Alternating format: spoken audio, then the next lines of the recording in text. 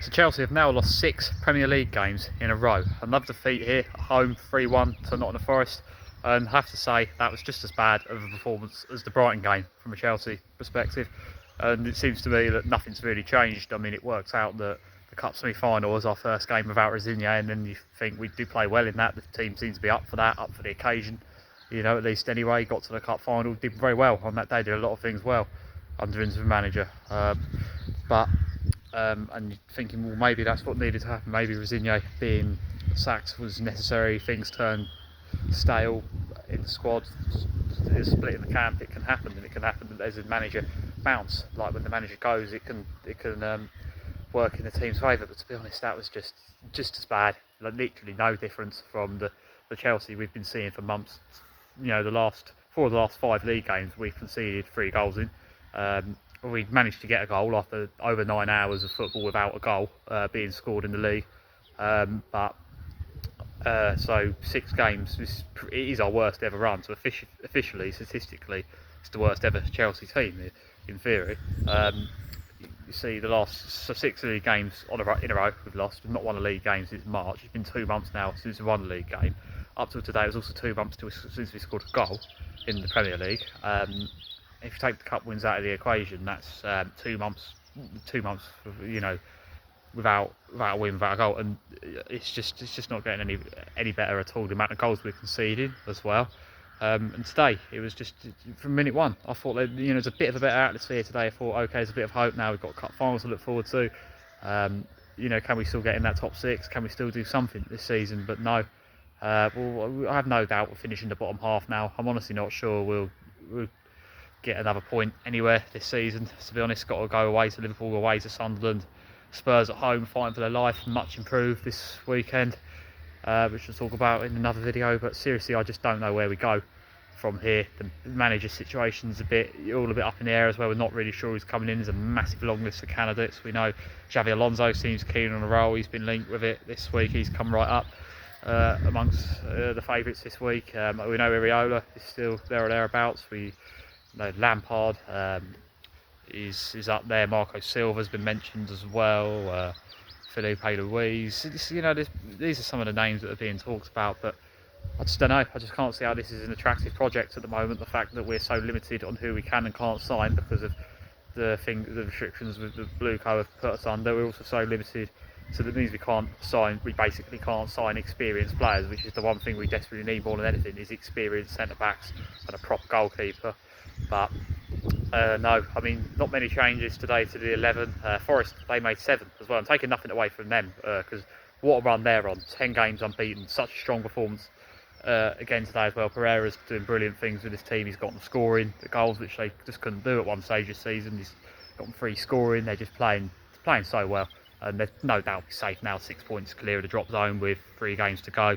That'll surely be enough. 42 points, surely that's the highest points tally anyone's ever gone down on in the Premier League. 42 points, factoring in the form they're playing on as well. Surely that will be. I did wonder if maybe we could scrape out a draw today, taking the momentum from the cup game. But at the end of the day, Forest have way more momentum. They're 1-0 up in that Europa League tie that they've got coming up against Villa. This was in between those 2 games, and they managed to.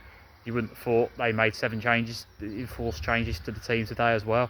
At all, really, they played much more, and this is pretty much the strongest team we could field. Garnacho and Neto not available today, so obviously most notably in terms of changes, we started with Jesse Derry today on that left hand side, and I have to say, fair play to him, good performance, and absolutely gutted that he had to go off injured actually, and wish him all the best in his recovery. That was a nasty clash of heads, and it's not what you want to see at all.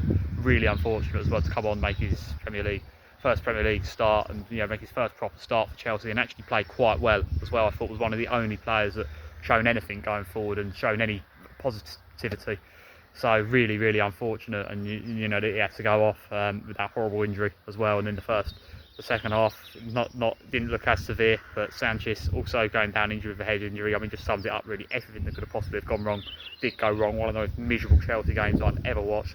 And I think that sums it up, the atmosphere at Stamford Bridge. People leaving 20 minutes early, the ground not even being a quarter full at the end of the game. There's hardly anyone there to even boo at full time. it just looks some of the most miserable atmospheres I've ever seen at Chelsea, exactly like it was in the Brighton and Man United games. But just the longer it goes on, the worse and worse it's going to get. I mean, you know, we're in a cup final, but and that's probably our only chance of also getting into Europe as well via winning that. But I just, you know, I really want to be optimistic, but at the end of the day, we're playing Manchester City in the final. As much as, you know, we have to be a bit realistic here.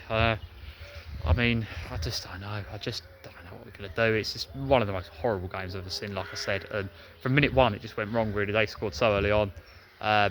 And from there, it was just downhill. We had a couple of half chances. Enzo, good shot, trying to get back into it. But ultimately, again, we give a penalty away. Gusto, and we can't really argue with it. The shirt pull was just a stupid challenge. And then penalties given.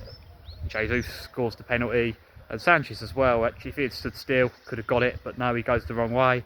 And from there, you know, we try and force a way back into it. We maybe could have been given a lifeline, but Cole Palmer can't even put the penalty away, and I think that sums up his form as well at the moment as well. His form's just not been right at all whatsoever. And from that moment, we didn't even bother really coming out in that second half. They just didn't even try. They just didn't even look interested. If we had got themselves back into it, going into that second half, you never know, maybe it would have been something to fight for, but not at all really. They get their third, and from there it's just all, again, the marking's terrible, and that was partly down was coming to play in that second goal as well, isn't it? The defenders are just not marking, they're just not doing the jobs. No one's doing the jobs.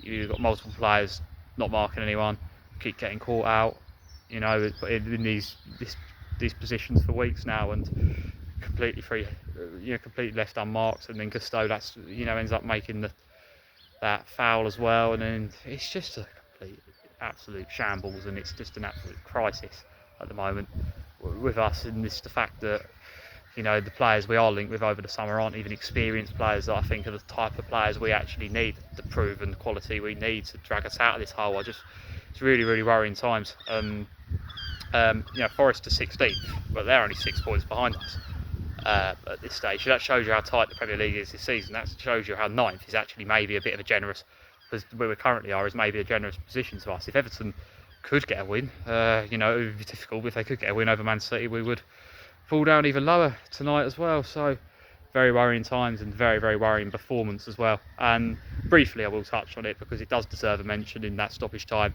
Because, you know, we had so much of the ball but just don't create the chances. But, you know, João Pedro takes his goal, the consolation goal right at the end, beautifully. He takes it down in his chest so well, and then is able to turn and just get that overhead kick. It was just an outstanding goal. But yeah, that's literally the only positive I can take from that game whatsoever. And the fact that we have heard the news that Jesse Derry is, in fact, he is all right, we've heard as well, which is a real massive relief.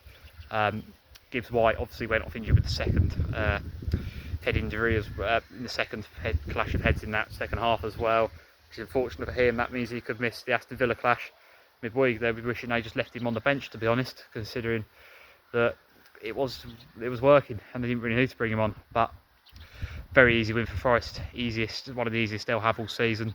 Glad everyone was all right for all 4 players that were involved in the head clashes, because they're always bad. They can always be nasty. But yeah, certainly a horrible game again. 6 defeats in the bounce. When's this going to end? I don't know, but the way we're playing, it's not going to end anytime soon. Some big changes are needed this summer, and yeah, starting with getting a manager in, they need to start to speed up this process now, I think, and they need to start seriously looking in the transfer market to actually get some serious players in that can sort this out, because it's so worrying at the moment, it really is.